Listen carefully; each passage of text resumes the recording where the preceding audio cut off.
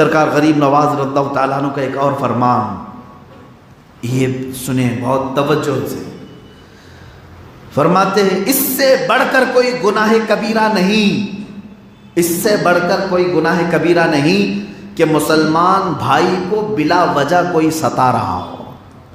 اپنے مسلمان بھائی کو ستانا، پریشان کرنا، اس سے بڑا گناہ کبیرہ نہیں، یہ سرکار غریب نواز کا فرمان ہے۔ اور فرماتے ہیں اس سے خدا اور رسول دونوں ناراض ہوتے ہیں جو مسلمان کا دل دکھاتا ہے۔ اس پر ظاہر سی بات ہے جو چشتی ہے، جو غریب نواز سے اپنی نسبت رکھتا ہے، اسے چاہیے کہ اپنی زبان سے، اپنے ہاتھ سے، اپنے اعضاء سے، اپنے ہر عمل سے دوسرے مسلمان کو اذیت نہ پہنچائے۔ ایک بار اجمیر محلہ میں آپ جمعرات کا روزہ بھی رکھتے تھے، ایک فقیر لاہور سے آیا اور درویشوں کی جماعت ہے، دوپہر کا وقت ہے، وہ آیا اور سرکار غریب نواز سے بڑی عقیدت کے ساتھ مٹھائی کا ایک ڈبہ لے آیا تحفے میں، کہا کہ لاہور سے مٹھائی لایا ہوں غریب نواز کے لیے، وہاں سے آیا ہوں۔ تو آپ نے فرمایا قبول فرمایا، ہدیہ قبول فرما لیتے۔ تو وہ فقیر اس بات پر ضد کر رہا تھا کہ حضور ایک تھوڑا سا میرے سامنے کھا لینا، تھوڑا سا میرے سامنے کھا لیں، ورنہ شان غریب نواز تو یہ ہے کہ سب تقسیم کر دیتے تھے، جو آتا سب کو بانٹ دیا جاتا۔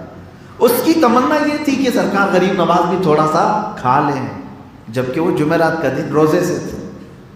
حضرت غریب نواز نے اس فقیر کے اصرار کو دیکھا اور مٹھائی اٹھائی کھا لی۔ ان کا یہ عمل دوسروں کے لیے بہت بڑا تھا، جو مجمع میں بیٹھے تھے مریدین، جو برسوں سے مجاہدوں میں ہیں، سب ٹھٹک گئے کہ آج کیا غریب نواز کا روزہ نہیں تھا، آج جمعرات کا دن ہے اور مٹھائی کھا لیا، بھول کے تو نہیں کھایا۔ فوراً لوگوں نے یاد دلایا بعد میں کہ حضور آپ نے آج مٹھائی کھا لی، روزہ تھا کہ نہیں تھا؟ کہا روزہ تھا۔ کہا بھول کے کھایا آپ نے؟ کہا نہیں، جان بوجھ کے کھایا۔ تو لوگوں نے پوچھا جان بوجھ کر کے آپ نے کیسے کھایا؟ تو سرکار غریب نواز نے فرمایا وہ ایک درویش میرے نبی کی امت کا، ایک فقیر بڑے دور سے چل کر آ رہا ہے، میرا روزہ تو نفل ہے، ٹوٹ گیا تو قضا کر لوں گا، اس کا دل ٹوٹے تو کون باندھے گا؟ اس کے دل کو میں نہیں توڑنا چاہتا تھا۔ یہ اذیت نہ پہنچانا، کسی کے دل کا خیال رکھنا، یہ سرکار غریب نواز کی تعلیمات میں سے۔ اور فرمان سنیں، ارشاد فرماتے ہیں کون سی چیز ہے جو اللہ تعالیٰ کی قدرت میں نہیں ہے؟ مرد کو چاہیے کہ احکام الہی بجا لائے، اس میں کمی نہ کرے، پھر جو کچھ چاہے گا اللہ اسے فوراً عطا کرے گا۔ قبرستان میں جان بوجھ کر کے کھانا یا پانی پینا گناہ کبیرہ ہے، یہ غریب نواز کا فرمان ہے۔ قبرستان میں جان بوجھ کر کھانا یا پانی پینا گناہ کبیرہ ہے، جو ایسا کرے وہ ملعون ہے، منافق ہے، کیونکہ قبرستان عبرت کی جگہ ہے، نہ کہ اپنی خواہشات کو پورا کرنے کی جگہ ہے۔ یہ سرکار غریب نواز کا فرمان ہے۔ یہ تمام چیزیں عمل کرو میرے مسلمان بھائیوں۔ جس نے جھوٹی قسم کھائی گویا کہ اس نے اپنے خاندان کو برباد کیا، اور فرماتے ہیں اس کے گھر سے برکت اٹھا لی جاتی ہے۔ یہ سرکار غریب نواز کا فرمان ہے۔ اور پھر آگے ارشاد فرماتے ہیں گناہ تم کو اتنا نقصان نہیں پہنچا سکتا جتنا مسلمان بھائی کو ذلیل و رسوا کرنا تمہیں نقصان پہنچائے گا۔ کسی کو تم نے ذلیل کیا وہ تمہیں اتنا برباد کر دے گا جتنا تمہارا دوسرا گناہ نہیں برباد کرے گا۔ اب سنیں، یہ بات بھی ضروری ہے، اگر قیامت کے دن کوئی چیز جنت میں لے جائے گی تو وہ تمہارے اخلاق و کردار، تمہارا تقوی ہے، نہ کہ علم۔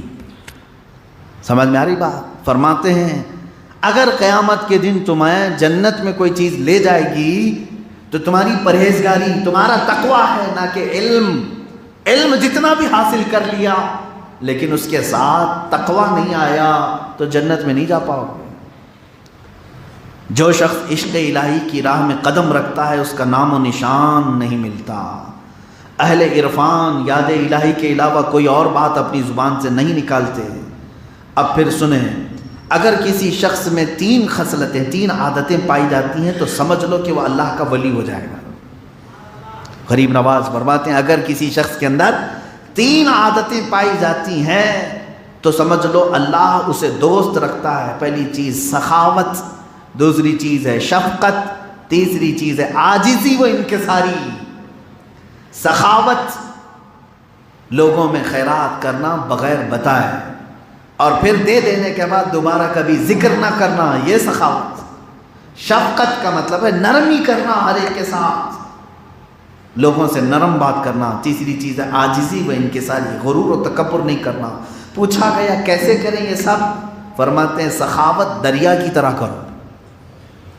دریا کا پانی کبھی کم ہوتا ہے؟ جتنا جسے چاہے اٹھا کر کے لے جاتا رہے، دریا کسی کو روکتا نہیں، 1 بالٹی اٹھائے 10 بالٹی اٹھائے۔ فرماتے ہیں سخاوت کیسی ہو؟ تو فرمایا دریا کی طرح۔ پھر پوچھا شفقت کیسی ہو؟ کہا سورج کی طرح۔ شفقت کیسی ہو؟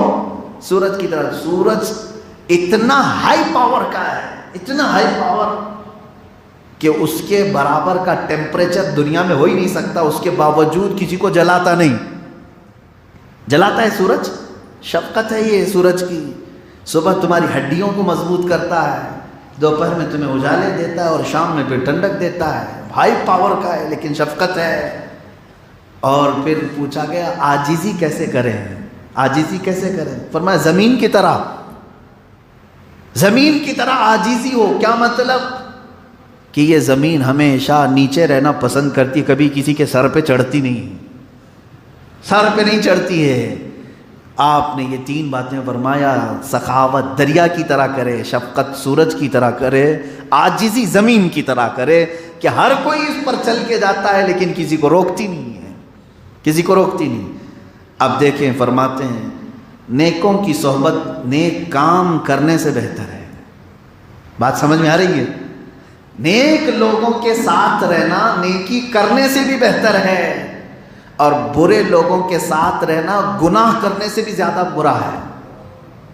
گناہ کرنا الگ چیز ہے، لیکن گناہ کا بہت سارے نوجوان یہی ہیں، ارے میں تو حضرت وہ سب نشہ وشہ نہیں کرتا، دوست پورے تو نشیڑی ہیں، تو کیا کرتا ہے ان کے ساتھ؟ یہ غریب نواز کے فرمان کے مطابق گناہ کرنا اس سے زیادہ برے لوگوں کی صحبت میں رہنا گناہ ہے، اور یہ لوگ تجھے جہنم میں چھوڑیں گے نہیں، لے کر کے جائیں گے قیامت کی دن۔ یہاں جتنی تو نے ان کے ساتھ وفاداری کی تھی، یہ جتنے برے لوگوں کے ساتھ، یہ ساری وفاداری یہ قیامت کے دن تیرے ساتھ نکالیں گے اور کہیں گے بڑا وفادار دوست تھا، ہم جہاں جا رہے ہیں وہاں ساتھ میں لے کے جائیں گے اس کو۔ قرآن میں وہ کہے گا یا ویلتا لیتنی لم اتخذ فلانا خلیلا، اے کاش یہ فلاں کو میں دوست نہیں بنایا ہوتا تو اچھا ہوتا، میں تو جنت میں جا رہا ہوتا۔ اب دیکھیں دنیا میں 3 افراد بہترین کہلانے کے مستحق ہیں۔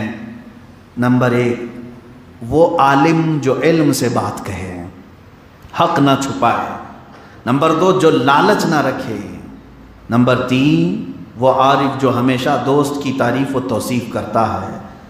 سرکار غریب نواز رضی اللہ تعالیٰ عنہ کے فرامین میں آخری کی چند چیزیں بتاتا ہوں۔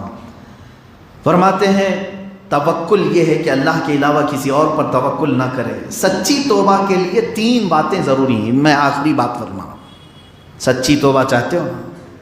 سچی توبہ گال پہ تھپڑ مارنے کا نام توبہ نہیں، کان پکڑ کے اٹھک بیٹھک کرنے کا نام توبہ نہیں۔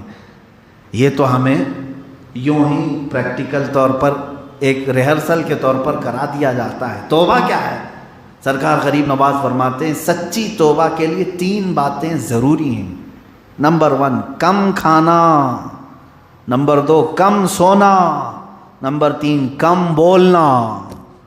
یہ 3 چیزیں کر لے تب تجھے سچی توبہ کی توفیق ملے گی۔ پیٹ بھر کھا کر کے توبہ توبہ توبہ کر رہا ہے، نفس تیرا بھڑکاتا ہے، پھر گناہ کی طرف لے جاتا ہے، رات بھر سوتا ہے، دن بھر سوتا ہے اور پھر توبہ توبہ کرتا ہے، تو نفس موٹا ہوتا ہے، تیری توبہ پر تجھے قائم نہیں رکھے گا۔ اور ہر جگہ بیٹھ کر کے کمنٹس کرنا ضروری ہوتا ہے، بات چیت کوئی بھی ٹاپک پر بات، کچھ لوگوں کی عادت رہتی ہے اپنی ٹپنی کرنا ہے، ہر چیز میں بولنا ضروری ہے۔ فرمایا گیا جو اہل طریقت ہیں وہ ہر موضوع پر بات نہیں کرتے ہیں۔ تقریروں کی بات نہیں کر رہا ہوں، آپ یہ کہیں گے سب سے زیادہ تو آپ بول رہے ہیں۔ میرے عزیزو یہ تو میں فرامین غریب نواز سنا رہا ہوں۔ اس طرح کی باتیں اگر آپ بھی کریں اچھی بات ہے، انشاءاللہ العزیز طریقت کے راہ میں آپ کی بھی منزلیں آسان ہوں گی۔ لیکن جو فالتو کی مجلسیں ہیں، ادھر ادھر کی باتیں کرنا، ان تمام چیزوں سے پرہیز ضروری ہے، ورنہ سچی توبہ میں یہ سب چیزیں خلل پیدا کرتی رہیں گی۔ اور زیادہ بولنے والا کبھی کبھار کفر بھی بول جاتا ہے، کبھی حرام بھی بول جاتا ہے، جھوٹ بھی بول جاتا ہے۔ اس لیے یہ 3 باتیں سرکار غریب نواز کی جو میں نے آخر میں عرض کیا، کون سی سچی توبہ کے لیے کیا ضروری ہے؟ کم کھانا، کم سونا، کم بولنا۔ کم کھانے کا مطلب آپ خود سمجھ لیں، اتنا کھانا کھانا چاہیے کہ ابھی خواہش باقی رہے، ابھی بھوک باقی رہے، اس سے پہلے اپنا ہاتھ نکال لیں۔ اولیاء کی طرح تو نہیں کر سکو گے آپ، محبوب الہی سے پوچھ لو، ان کا تو سسٹم ہی الگ ہے۔ محبوب الہی کے ہاں جو تربیت کے لیے آتے تھے وہ کیا فرماتے؟ چارٹ لگا ہوا تھا، فرماتے تھے کہ ایک وقت کا کھانا متقیوں کا ہے۔ کون؟ محبوب الہی فرماتے متقی جو پرہیزگار ہے وہ پورے دن میں ایک ہی بار کھائے گا، اور فرماتے 2 وقت کا کھانا مومن کا ہے۔ مومن کا کھانا، اور نارمل مومن، بہت بڑا نہیں۔ پھر فرماتے ہیں 3 وقت کا کھانا یہ عام مسلمان کا ہے، اس سے اگر ایک دانہ بھی زیادہ کھائے تو فرمایا